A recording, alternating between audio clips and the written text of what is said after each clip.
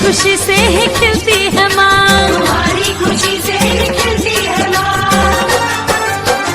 ओ दोबारा न दुनिया में मिलती है माँ, तुम्हारी खुशी से ही खिलती है माँ। तुम्हें चोट आए तो रोती है माँ, ये भगवान से पढ़ के होती है माँ। पुकारेगी माँ तो पंकज दौड़े चले आना, कहे अनु बेटे का तू फर्ज निभाना।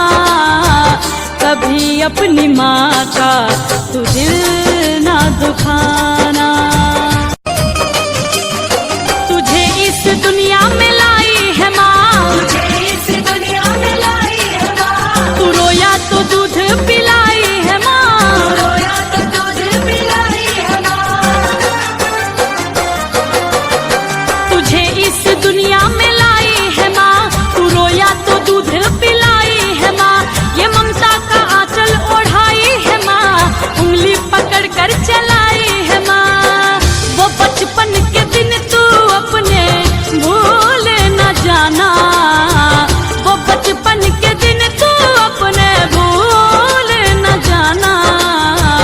कभी अपनी माँ का तू दिल